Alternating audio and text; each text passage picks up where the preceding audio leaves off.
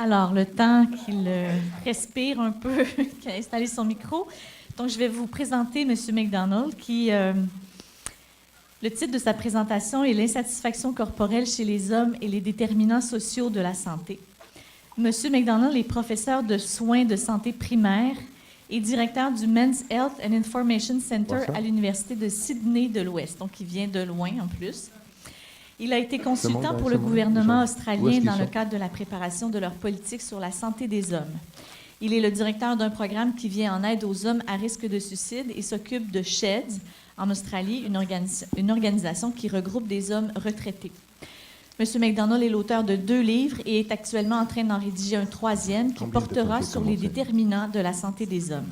Il a également publié plusieurs articles sur la santé des hommes. M. McDonald, vient de l'Australie, mais il a tenu aujourd'hui à faire sa présentation en français car je crois qu'il a habité... C'est plutôt en franglais. En franglais. Mais vous avez habité quelques années donc au Québec et c'est d'où la raison que... Malheureusement, ça fait déjà 50 ans. Là. Ah bon. Mais vous avez... Sa présentation est en français, les diapos, et il va également parler en français pour aujourd'hui. Comment ça bouge? Vous avez juste à changer ici. Ah oui, comme d'accord. ça. Alors, bonjour tout le monde. Je m'excuse aussi d'arriver comme ça, de façon dramatique, hein, comme un star. J'espère que ça vaut la peine. Alors, je me lance tout de suite à cause de votre patience. Alors, on m'a demandé de parler de l'insatisfaction corporelle chez les hommes. Alors moi, j'ajoute, ce que j'enseigne là-bas en Australie et aussi en Palestine, où je suis professeur aussi, les déterminants sociaux de la santé et aussi une perspective salutogène. Alors là, je remercie beaucoup à Judith et à Eve qui ont m'aidé un petit peu avec mon franglais, et mon ami et collègue Gilles, qui est ici, qui est aussi chauffeur, qui a tout fait pour nous arriver ici, et aussi m'a essayé de m'aider avec mon franglais. Alors, justement, j'enseigne là-bas en Australie, à l'Université de l'Ouest de Sydney, et je suis écossais d'origine, et j'ai travaillé en Afrique pendant etc. Je suis vieux, alors j'ai voyagé beaucoup. C'est vrai. Vous savez, parce que quand j'ai essayé d'expliquer mon franglais, je me suis rendu compte, peut-être pour la première fois, que je suis vieux, parce que quand on m'a demandé, c'est quand est-ce que vous avez parlé français? Alors j'ai dit, j'ai parlé pendant 4 ans, mais c'est vrai, mais c'était il y a 5 ans, 50 années, ici, dans une communauté francophone ici à Canada.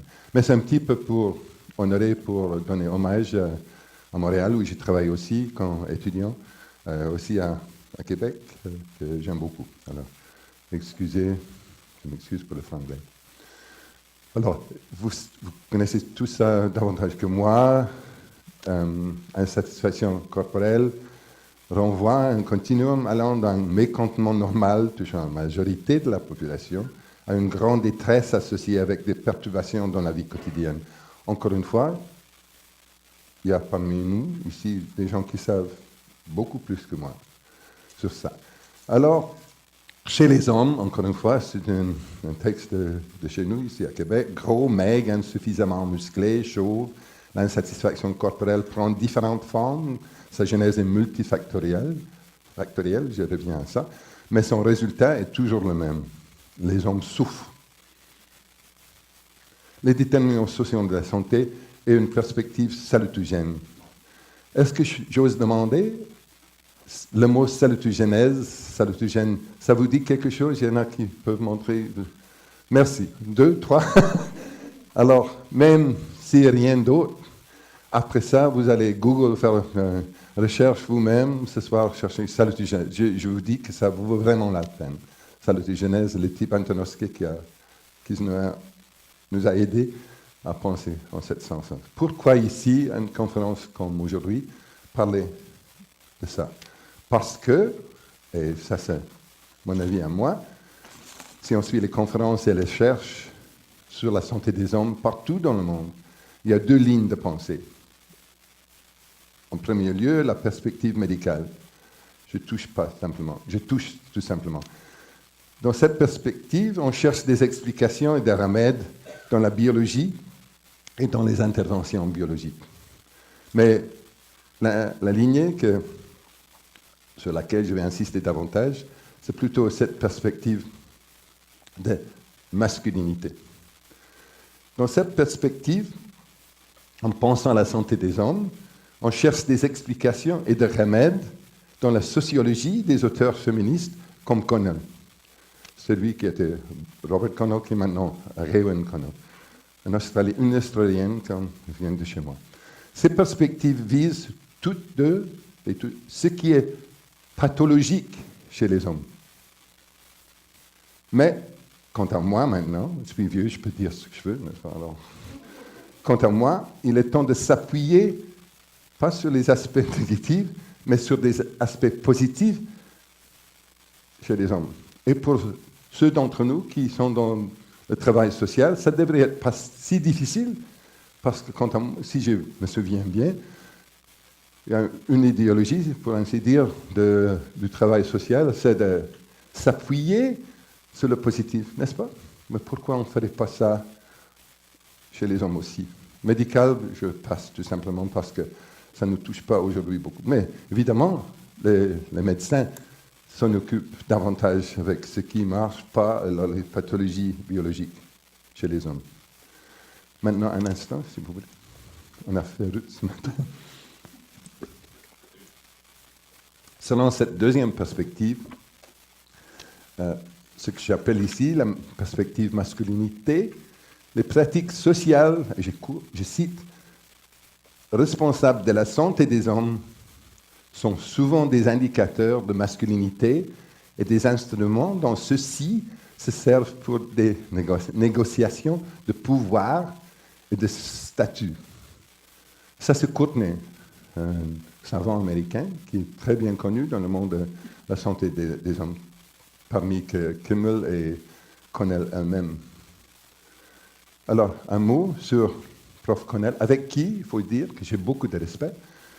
Un thème constant dans l'idéologie du patriarcat, c'est que les hommes sont rationnels, je dirais rationnels, tandis que les femmes sont émotionnelles. La masculinité hégémonique renforce son hégémonie en partie par la réclamation de posséder le pouvoir de raison. C'est ma traduction en moi, alors peut-être c'est pas tout à fait juste, mais vous pouvez saisir au moins le sens, j'espère. Elle-même, elle dit que la masculinité, c'est la configuration des pratiques de genre qui garantit la position dominante des hommes et la subordination des femmes. Alors, pour moi, une sorte de répertoire des attitudes et de pratiques qu'on peut s'en servir, comme homme pour agir comme homme dans le monde. Alors, c'est justement, si moi j'ai bien compris, j'ai beaucoup essayé de comprendre ce qu'elle veut dire, parce que c'est si important, excusez-moi, qu'on a fait une visite en Chine et en Brésil l'année passée. C'était Connell, quand on parlait de la santé des hommes, ces textes sont là, ils sont partout, en Afrique du Sud, etc. Connell est si bien connu qu'il me fallut bien essayer de comprendre. Quant à elle, la masculinité, c'est un répertoire des pratiques et des attitudes sur lesquelles un homme se base pour agir comme homme dans le monde. Et en homme, écoutez bien, la compétition, la force, la difficulté de parler des choses intimes, le refus d'accepter ses faiblesses, le refus d'accepter d'avoir besoin d'aide, etc., etc. Les hommes ne parlent pas. Ça se dit souvent. C'est pas seulement Connell qui dit ça, mais c'est passé dans la culture générale, au moins en Australie. Les hommes ne parlent pas. Ils sont jamais, ils n'acceptent pas de parler des choses intimes, etc. Moi, je trouve ça tout négatif, tout ça. La masculinité, alors, est foncièrement pathologisante, basée sur l'idée qu'il y a quelque chose qui cloche chez les hommes. Alors là, même mon français quand même est là, parce qu'en anglais, je ne sais pas très dire comme ça. Mais ça cloche, il y a quelque chose qui est foncièrement vicié auprès d'eux, qu'il faut fixer. Alors, je demande de penser à ça. Si c'est vraiment, on peut commencer en parlant de la santé des hommes, même l'insatisfaction corporelle, en partant de cette idéologie-là. Et ce n'est pas simplement une idéologie des auteurs, des chercheurs. Chez nous et ailleurs, ces pensées-là, cette attitude est passée dans la pratique et dans les politiques sur la santé des hommes. Je vous donne tout simplement un exemple de chez nous, en Australie, la Société de réforme des médecins en Australie. Leur politique de la santé des hommes, je cite un petit peu. La société mentionne qu'il y a des changements dans les façons de vivre, tels que l'exercice, la réduction de la consommation d'alcool et les stratégies pour réduire la violence, qui sont plus importants pour améliorer la santé des hommes que l'amélioration des techniques médicales.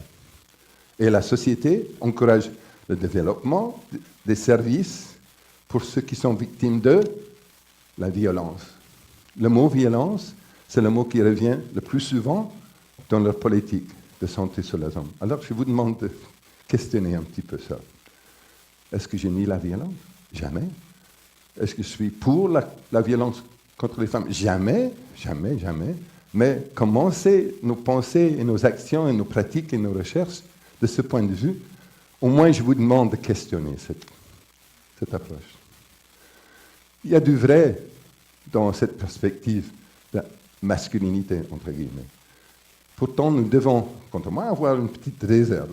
Si nous acceptons que nous évoluons dans une société où les hommes sont influencés par la masculinité, nous devrons accepter, par le fait même, que les femmes soient elles aussi influencées par la féminité du monde moderne. Et cela sans blâmer ni les hommes, ni les femmes pour cette socialisation. Autrement dit, il ne faut pas commencer par la pathologie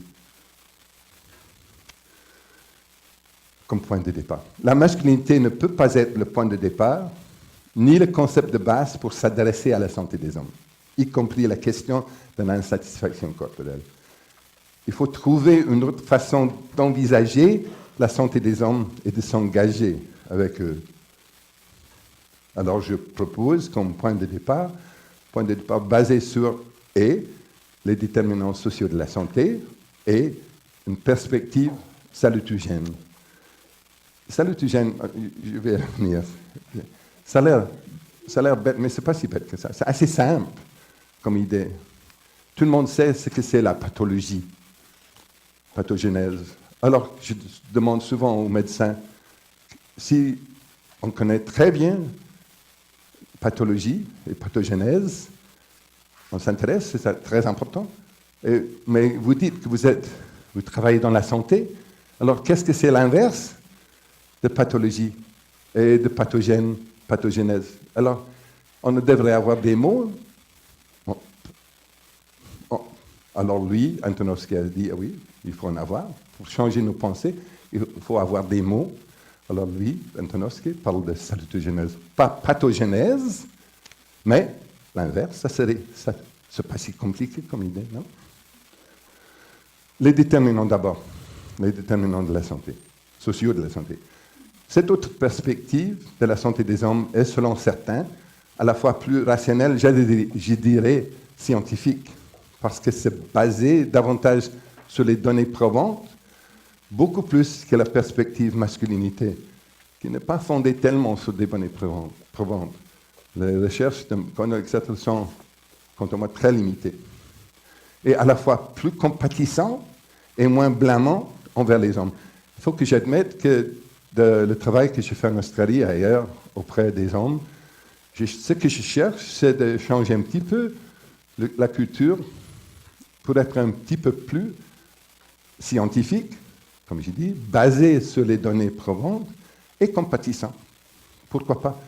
Dans le travail de santé publique, ces deux attitudes-là devraient nous guider envers les gens. On veut la science, mais on veut aussi être compatissant vers tout le monde, vers les vieux, vers les jeunes, vers les femmes, et aussi vers les hommes. Les déterminants sociaux de la santé sont les circonstances dans lesquelles les individus naissent grandissent, vivent, travaillent et vieillissent. C'est l'OMS qui dit ça. Avec mes étudiants en Australie, qui paient beaucoup d'argent de venir de partout dans le monde pour étudier la santé publique en Australie, et je leur demande parfois, si ce soir, ta grand-mère en Zambie ou aux Indes vous demande qu'est-ce que vous étudiez là-bas, si vous répondez les déterminants sociaux de la santé, et votre grand-mère vous demande qu'est-ce que c'est que ça, et vous dites les déterminants sociaux de la santé sont les circonstances dans lesquelles les individus naissent, grandissent, vivent, travaillent et vieillissent, c'est bien possible que votre grand-mère va dire vous payez beaucoup d'argent pour aller de chez nous, pour arriver en Australie, pour étudier les choses que je vous ai dites depuis que vous êtes des enfants. Et c'est vrai. C'est le bon sens commun. Mais la différence, c'est que maintenant, depuis une quinzaine d'années, ce sens commun est renforcé par des données probantes, des recherches énormes dans le monde sur l'importance des déterminants sociaux de la santé sur toutes nos vies, y compris la vie des hommes. Quant à moi, vous allez voir mon idée de faire une image de ça, les déterminants sociaux de la santé sont les liens qui nous gardent en vie, les choses qui nous gardent en vie. Cette expression me vient dans l'esprit parce qu'on a fait une petite étude sur le suicide chez les hommes chez nous. Vous savez qu'au moins en Australie, peut-être un petit peu la même chose ici, tous les jours, dans un pays de 22 millions de personnes, il y a 5 hommes qui vont se tuer aujourd'hui et une femme. Une femme, c'est trop, mais 5 hommes, c'est beaucoup trop. Et il y a une dizaine d'années, j'essaye de trouver des recherches sur ce phénomène-là. Je n'ai pas trouvé tellement. J'ai trouvé des recherches sur les moyens dont les hommes s'en servent pour se tuer. Les moyens, alors, se pendre, puis des fusils, etc. Mais les raisons, pourquoi ils font ça, on n'a pas trouvé. Alors on a fait une toute petite recherche. Et on a trouvé dans cette recherche-là que en ces cas-là, alors souvent, ce n'est pas seulement les pathologies, il y a des pathologies évidemment, qu'on peut voir, mais pour la plupart des gens qui se sont tués, c'était à cause des choses néfastes qui sont arrivées dans leur vie, qui étaient l'une après l'autre, une après l'autre, une après l'autre. Alors, juste à un moment donné, c'était trop. Ils ont dit, c'est fini. Alors, dire que ça, c'est la maladie mentale, oui. Ça veut dire que les gens sont arrivés à un point où la vie a semblé trop difficile. Et alors, il y a quelque chose qui ne marche pas dans leur esprit, dans leur psychologie. Mais appelez ça dépression. En Australie, on parle beaucoup de la dépression chez les hommes. Et moi, je dis, mais pourquoi? Il faut demander pourquoi ils sont déprimés. Il ne faut pas s'arrêter à des mots comme ça, dépression. Il faut aller en arrière de ça. Les choses qui nous gardent dans la vie. Alors, ces types qu'on a regardés là-bas, c'était parce qu'ils ont perdu leur boulot, leur travail, une fois, 2 fois.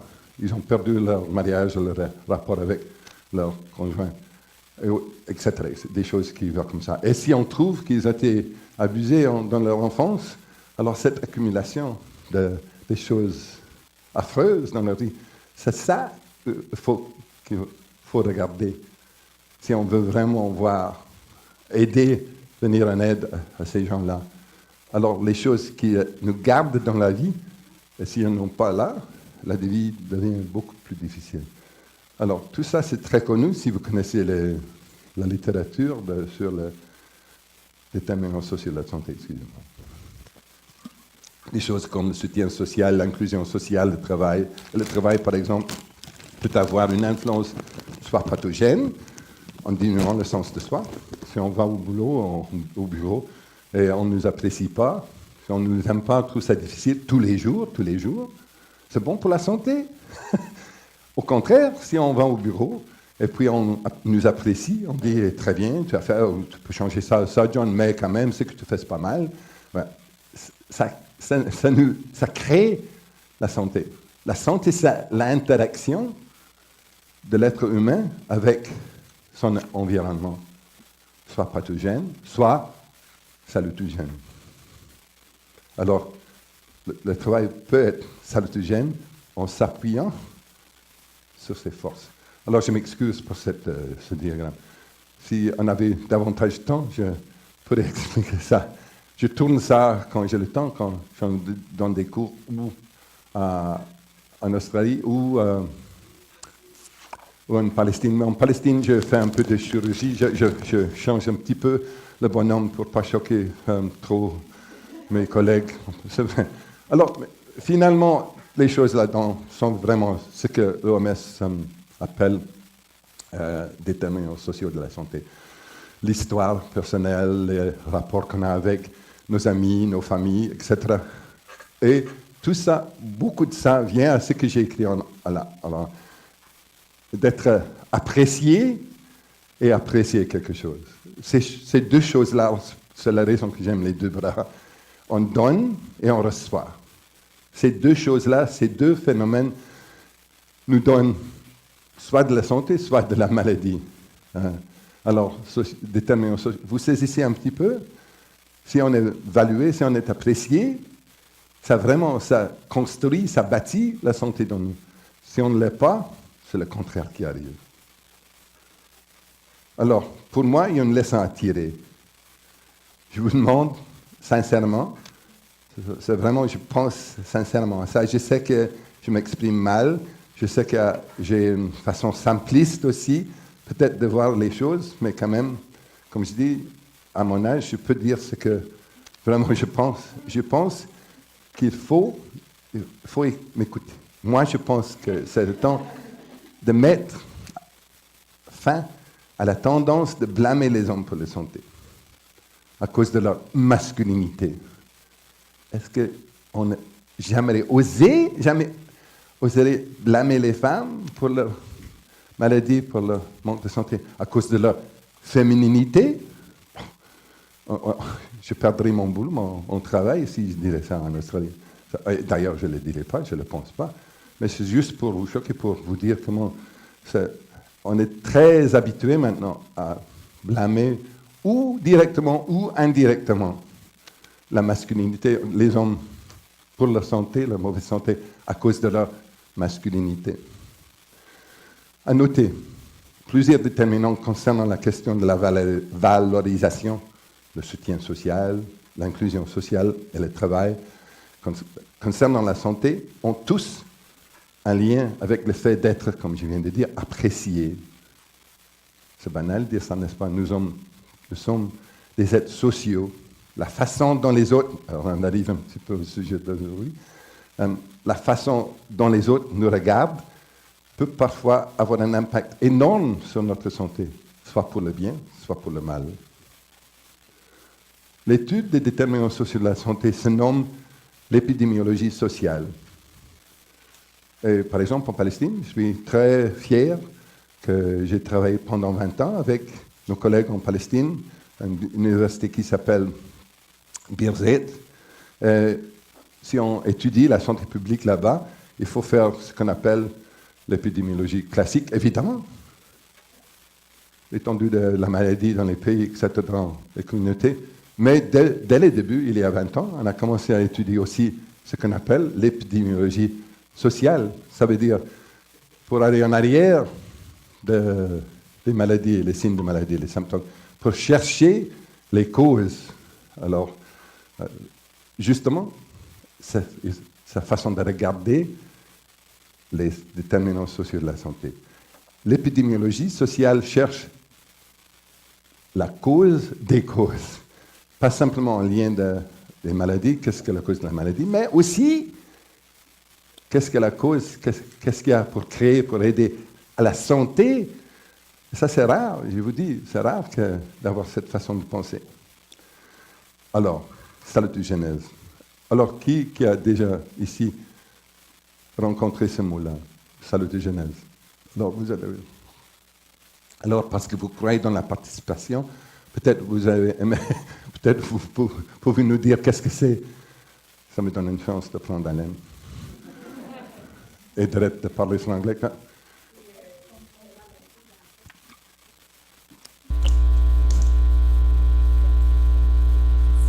Axé sur une perspective plus positive, de miser sur ce que les hommes font déjà de bien, plus miser sur leurs acquis pour bâtir là-dessus plutôt que de miser sur ce qu'ils font de mal. Puis aussi d'avoir une attitude un peu plus accueillante, peut-être comme professionnelle, plutôt que de penser que blâmer justement la violence ou autre chose, de voir même si c'est des situations qui ne sont pas socialement acceptables, qui sont difficiles, de voir plus comment les aider à se trouver des compromis. Et ça, c'est important simplement pour les hommes, aussi pour les femmes. Est-ce qu'on peut parler de salutogenèse dans le conflit? Oui. Alors, qu'est-ce que ça dirait pour une femme de commencer là? Alors, je ne suis pas femme. Alors, vous avez peut-être regardé. Ben, ça dirait aussi la même chose, de partir un peu des besoins de la femme. Des fois, la femme les exprime peut-être plus facilement, puis souvent les professionnels de la santé sont des femmes un petit peu plus intuitifs, mais c'est de développer aussi la capacité, comme on a pour les femmes, de s'adapter à leur façon, mais de s'adapter aussi à la façon dont on est pour les aider dans les communications. Oui, vous avez raison. D'autres personnes qui ont pensé sur ça, le salutogenèse, quelqu'un veut dire quelque chose? Vous êtes gêné? Non? Alors, merci bien, mais une chose, l'Australie n'est pas si avancée que certains d'entre vous pensent sur la santé des hommes, mais une chose qu'on a maintenant, depuis la politique de la santé des hommes, depuis 2110, c'est qu'on a maintenant une étude longitudinale sur la santé des hommes. On n'a jamais eu ça avant. Jamais. Alors, on avait basé nos programmes, nos politiques sur les attitudes, franchement, sur les stéréotypes. Les hommes ne parlent pas, les hommes ne vont pas au médecin, les hommes, etc. Toutes ces choses négatives. Mais dès maintenant, on va avoir des données probantes de qu'est-ce qui se passe aux hommes depuis leur enfance jusqu'à la vieillesse. Il faut dire que, heureusement, on a eu ça en Australie chez les femmes depuis 20 ans. Une étude sur la santé des femmes qui est formidable, qui regarde exactement ce que vous venez de parler. Alors, qu'est-ce qui arrive dans la vie des femmes? À la maison, quand elles prennent soin des enfants, au travail, alors qu'elles prennent soin aussi des vieilles, des vieux. Alors, c'est toute leur vie. Alors, on regarde la santé dans toute leur vie. Alors, ça fait 20 ans qu'on regarde les déterminants sociaux de la santé des femmes. Alors, je suis fier qu'on a essayé d'avoir cette étude chez moi dans mon bureau. Ce sont justement ces femmes-là de Queensland qui sont venues me chercher en disant « On veut travailler avec toi, John, parce qu'on veut vous aider, vous hommes, d'avoir une étude longitudinale sur la santé des hommes qui est basée sur les déterminants sociaux de la santé. » On n'a pas réussi d'avoir cette étude, mais le fait de travailler avec ces femmes-là, ça a été très salutogène. Alors, Antonovsky, c'est l'homme qui a dit que notre pensée est trop tournée vers la pathologie en général. On ne parle pas justement seulement des hommes ici, mais dans la santé publique en général, c'est tourné vers la pathologie. Elle a dit, pourquoi on n'a pas des mots pour parler de la santé, pour étudier vraiment la santé? Qu'est-ce qu'il y a qui crée?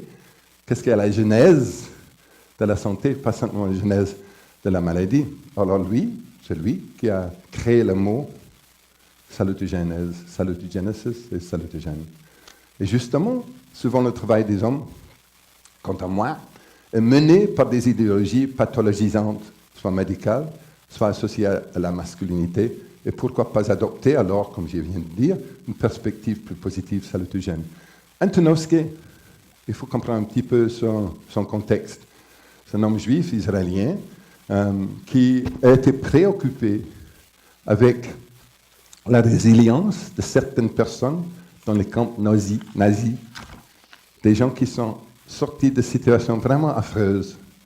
Moi, je travaille en Palestine, je suis tout à fait, franchement, pro-palestinienne, mais il faut accepter que les souffrances des Juifs en Allemagne, en Pologne, quelque chose qui dépasse l'imagination. Et ça nous fait demander pourquoi aussi, alors maintenant les Palestiniens souffrent, etc.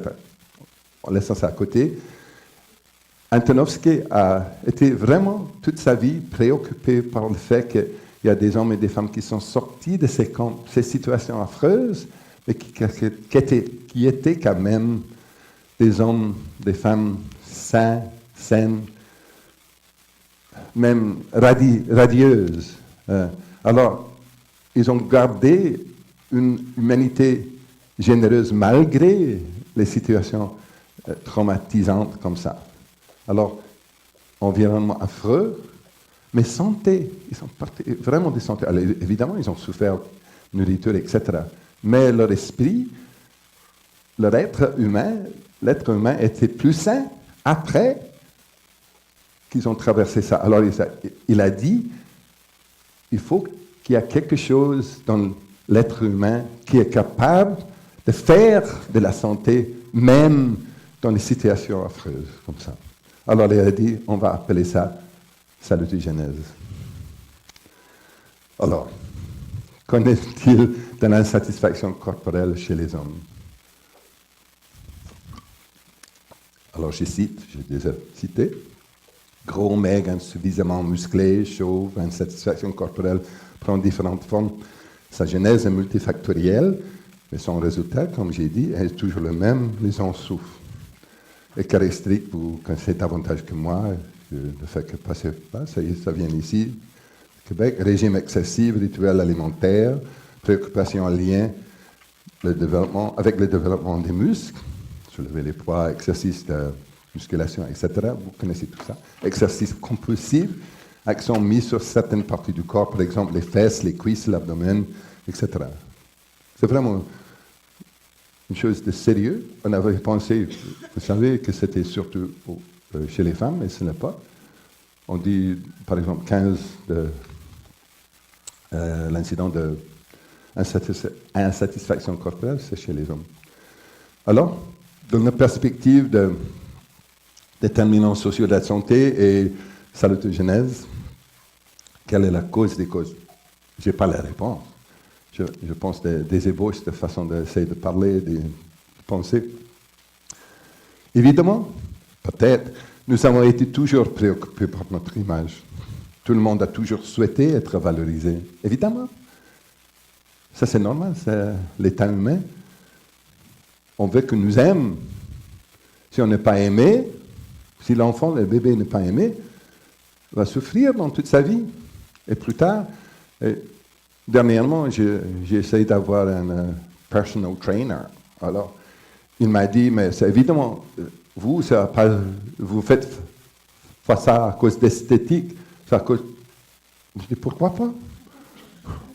Elle m'a dit, parce que tu es vieux, vous êtes vieux. Alors, il s'est trompé. Il s'est trompé. Tout le monde, dans une façon ou l'autre, est préoccupé avec comment on apparaît dans le monde. Mais il faut demander qu'est-ce qu'il y a de nos jours, dans notre société. Est-ce que nous avons perdu, alors ça m'a pensé à moi sur ce sujet-là, un sens de soi lié, pas simplement à soi-même, alors un petit peu individualiste, mais aux autres. Est-ce que l'image de soi qu'on a est si tournée vers l'individu et pas du tout envers les autres? Quant à moi, ça touche au centre du problème. Et vous allez nier ça, vous allez causer j'espère, avec moi. On est souvent valorisé, du moins on pense de l'être, par la façon que notre corps est perçu. Il nous manque un sens de soi lié au don de soi envers les autres, à une cause plus large que soi. Alors ce que je dis maintenant, on m'a dit qu'est-ce qu'il y a à faire avec l'insatisfaction corporelle? Je pense qu'il y en a. Si j'ai raison, qu'une des choses qui manque dans notre société, c'est ce sens de soi qui est une générosité, une cause plus large que soi, pas l'individu, mais la communauté. Si j'ai raison, Et ça nous montre, je dirais comment autrement, pourrait-on comprendre, chez nous par exemple, l'attrait des jeunes gens d'origine musulmane pour l'altruisme, le djihadisme. Les jeunes gens chez nous, qui sont très bien placés, ils sont moyenne classe, ils ont une vie très, très à l'aise, très agréable, mais ils vont faire des armes, ils vont aller en Iran, en Irak, faire de la guerre pour le djihad. On peut dire que c'est pervers, mais au moins, il y a quelque chose qui manque dans leur vie. Ils veulent avoir quelque chose qui leur tourne vers la communauté pour faire, pour le monde, pour créer, quant à eux, un monde plus sain, mieux, un meilleur monde. Triste, mais c'est seulement de cette façon que je peux comprendre ce qu'ils font. Au niveau individuel, évidemment, beaucoup de notre travail sur l'insatisfaction corporelle vise l'individu, et c'est nécessaire, c'est normal. Évidemment, ce qu'il faut, c'est de continuer de chercher des moyens de venir en aide aux hommes dans leur lutte contre l'insatisfaction corporelle. Il y en a ici beaucoup de vous qui font ça, alors je vous salue pour ça et je pense que c'est très important. Et ça, travailler sur l'individu. Je vais finir. Mais au niveau de la santé publique, bien sûr, il faut aborder la question de la masculinité, bien sûr. Mais quant à moi, il faut élargir notre conception de la masculinité. On doit travailler tous à promouvoir des images d'un homme idéal qui a des valeurs plus grandes que simplement son image corporelle. C'est-à-dire qui se tourne vers les autres. Un homme tourné vers les autres. Qui est fort et généreux et qui contribue aussi à la société. Alors, une autre image de l'homme idéal. L'insatisfaction corporelle indique, quant à moi, un environnement pathogène. En santé publique, en société, nous devons travailler, je répète, pour une culture qui valorise l'altruisme, afin que les hommes des prochaines générations, mon fils, ma fille, même mon fils aussi, qui a 26 ans, que cette génération puisse être appréciée non simplement pour leur apparence corporelle, etc., mais plutôt pour leur générosité, leur don de soi et leur dévouement envers le prochain. De cette façon, on s'appuie sur des aspects positifs de la masculinité, sans changer des hommes en femmes. Je veux pas ça. J'ai entendu quelqu'un dire ça. Moins de suicides en Australie si vous hommes, vous êtes davantage comme les femmes. Jamais, c'est pas ça. Je parle pas de ça. J'espère que vous autres non plus. Mais il faut s'appuyer sur des aspects positifs chez la masculinité. Notre devoir est de créer une société salutogène, valoriser d'autres types d'images des hommes, promouvoir une masculinité positive. Merci.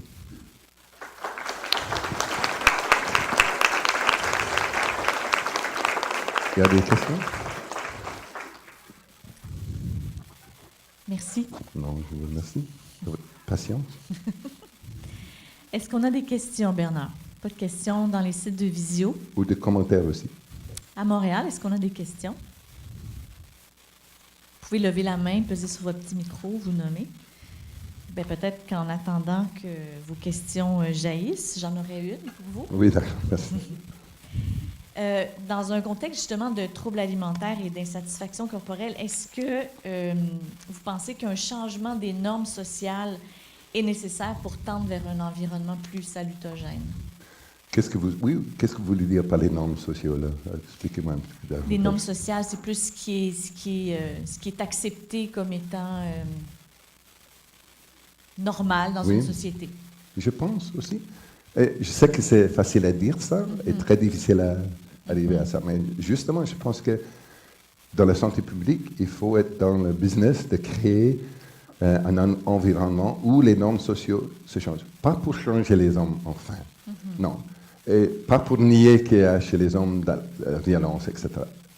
Mais d'insister davantage chez nos jeunes, dans la société, que les normes de masculinité sont aussi des normes de générosité, de tendresse, de tout ça.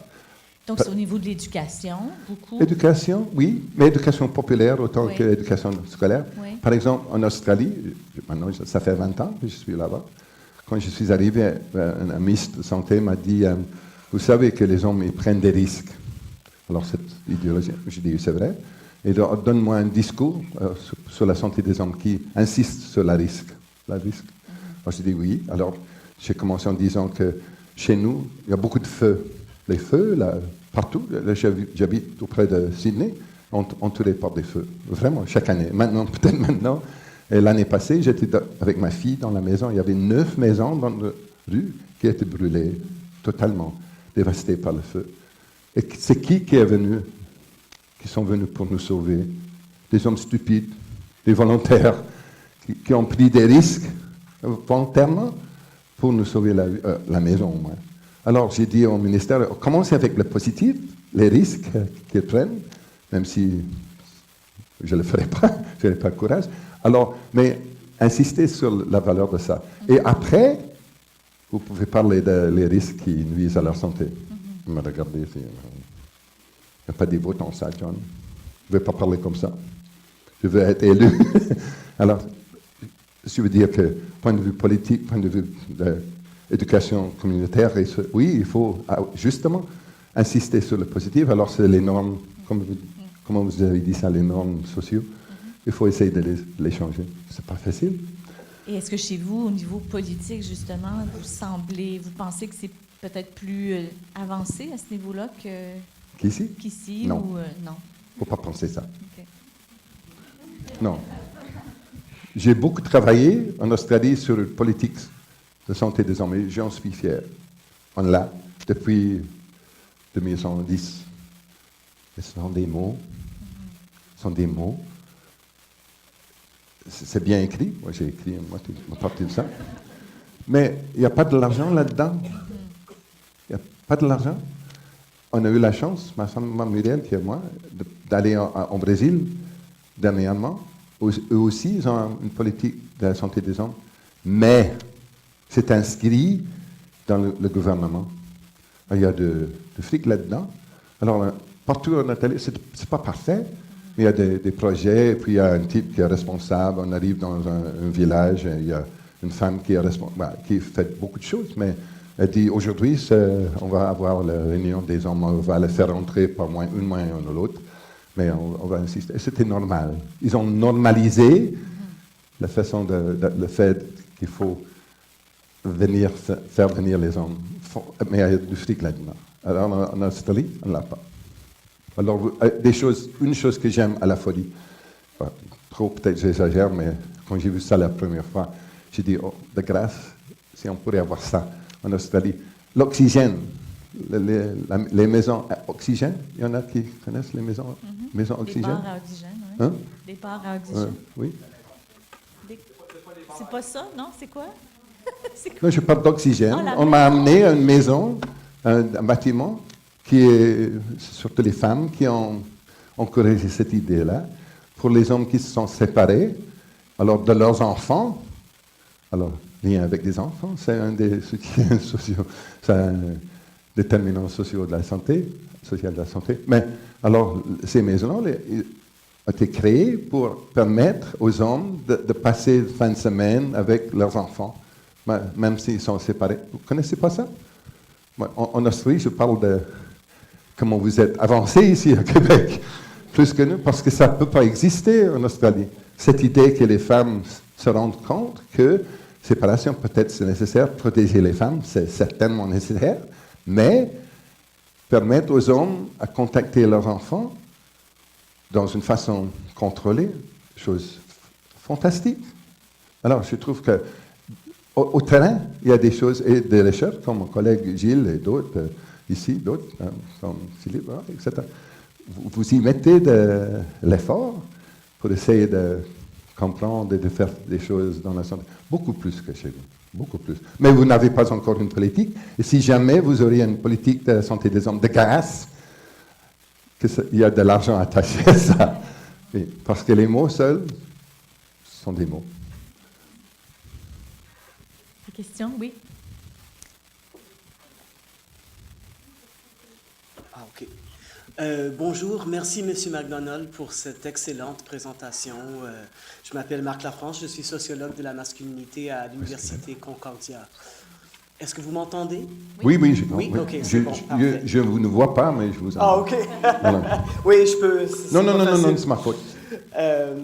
Donc, j'ai une question plutôt théorique, c'est-à-dire que lorsque, je vais parler un petit peu de mon expérience brièvement, lorsqu'on travaille sur la masculinité dans le contexte sociologique et on veut se faire publier, par exemple, c'est très difficile. Disons que l'instant qu'on diverge un petit peu de la perspective de Connell, ça devient très difficile à se faire publier, à se faire respecter finalement. J'ai eu plusieurs expériences à cet effet-là que je trouve frustrant et difficile. Je voulais savoir si vous m'inspirez là avec ce que vous venez de présenter. Est-ce que vous trouvez qu'il y a de la résistance parmi vos collègues quand vous tentez de vous éloigner un petit peu de cette perspective? Oui, on trouve que peut-être je suis masculiniste et antiféministe, voilà. etc. Ouais, mais on est arrière de vous. Il y a l'éditeur d'un journal, c'est le professeur Steve Robertson, qui est éditeur d'un journal qui s'appelle l'International Journal of Men's Health. Et je ne peux pas parler pour lui ni pour mon collègue Gilles, mais eux autres, ils disent, ils s'engagent avec la masculinité, mais lui, d'une façon plus large que Connell. Il aime Connell, il suit Connell, mais il se rend compte que ce n'est pas assez. Mais je vous remercie parce que c'est très réconfortant. Oui, c'est très bien pour moi d'entendre ça. Okay. Parce que vraiment, chez moi, Connell est si bien vu qu'on n'ose jamais critiquer. Un petit peu comme certaines féministes, même dire un mot contre le féminisme, même si c'est dit avec amour et compassion, etc. Non, je ne ferai jamais ça. Jamais. Mais Connell, par exemple, je dis ça avec beaucoup de respect pour lui. Connell, c'était un homme très sensé, un sociologue à l'Université de Sydney. Il est devenu femme il y a quelques années. Il n'est plus Robert Connell, elle est maintenant Raewyn Connell.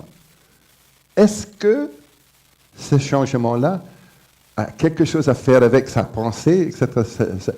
On n'ose pas même parler de ça, même pas parler de ça. Elle est tellement bien vue que ça serait comme critique, comme dire quelque chose de hérésie, méchante. Ça serait une question normale.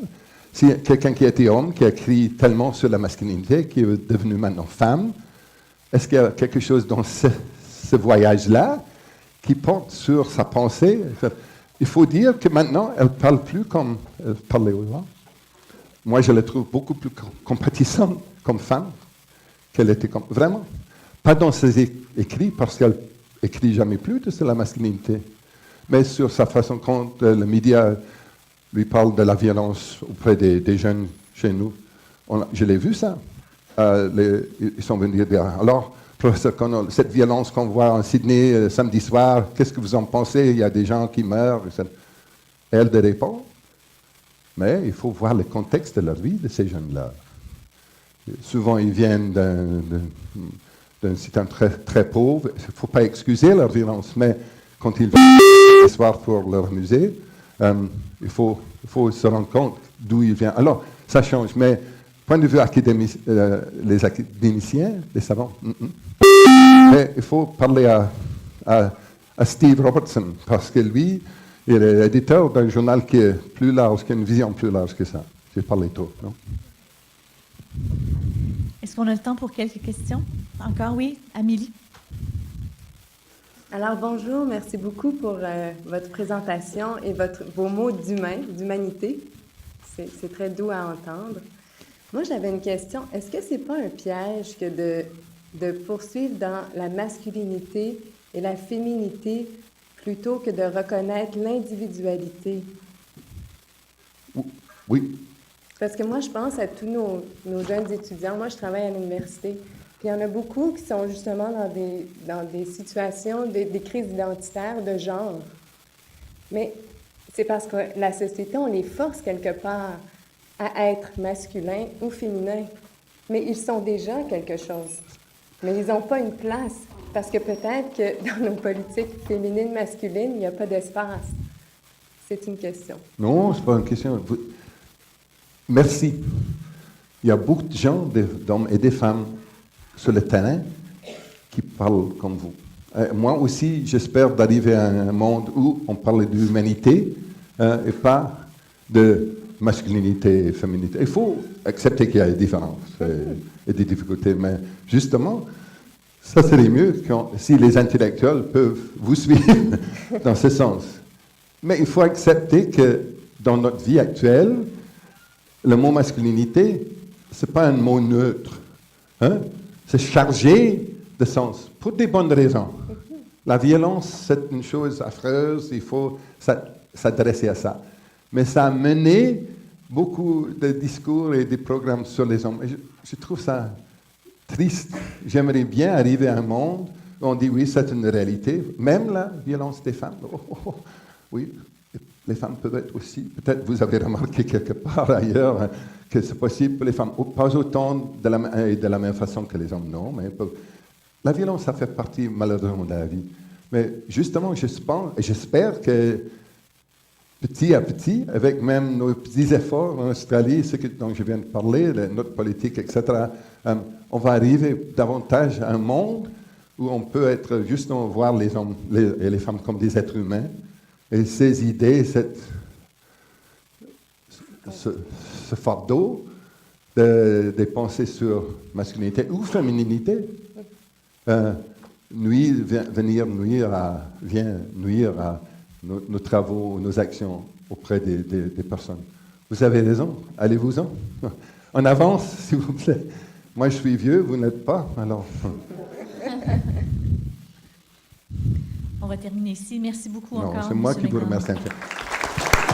Surtout pour mon franglais, merci.